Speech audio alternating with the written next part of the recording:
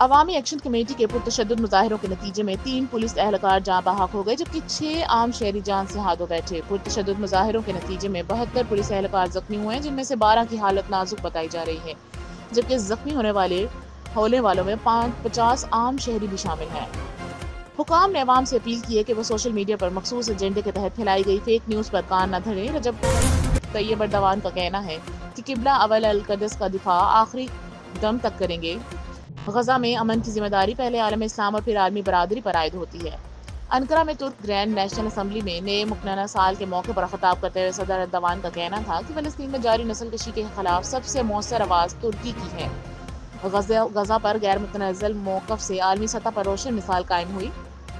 قبلہ اول القدس کا دفاع آخری دم تک کرتے رہیں گے۔ ہم نے غزہ کے ان بہادر بیٹوں کو کبھی تنہا نہیں چھوڑا، جنہوں نے جدید ترین ہتھیاروں سے لیس قابض افواج کا دلیرانہ مقابلہ کیا۔ اخراجات کا بل منظور نہ ہونے سے حکومت کا کام رک گیا ہے۔ خلائی ادارے ناسا سمیت متعدد محکمے بند کر دیے گئے۔ ناسا نے اپنی آفیشیل ویب سائٹ پر ادارے کی بندش کا اعلان کیا۔ بیان میں کہا گیا ہے کہ فنڈنگ کی معطلی کے بعد ادارے کی تمام سرگرمیاں روک دی گئی ہیں۔ ادارے کے 15,000 سے زائد ملازمین کو عارضی طور پر فارغ کر دیا گیا ہے۔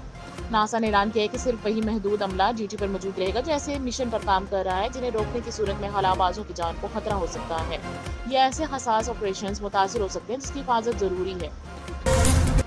ان کی طرف سے امداد لے کر جانے والے گلوبل سموج فلوٹیلا پر اسرائیل نے دھاوا بول دیا۔ 20 اسرائیلی کشتیوں نے 40 سے زائد کشتیوں پر مشتمل فلوٹیلا کو گھیرے میں لے لیا۔ کئی کشتیوں پر پانی کی توپیں چلا دی۔ غزہ کے قحط زدہ عوام کے لیے امداد لے جانے والے اس فلوٹیلا پر پاکستان کے سابق سینیٹر مشتاق احمد اور سویڈن کی ماحولیاتی کارکن گریٹا تھنبرگ بھی سوار ہیں۔ فلوٹیلا منتظمین کے مطابق اسرائیلی فوجی ایک جہاز میں داخل ہوئے اور جہاز پر سوار تمام ارکان کو حراست میں لے لیا۔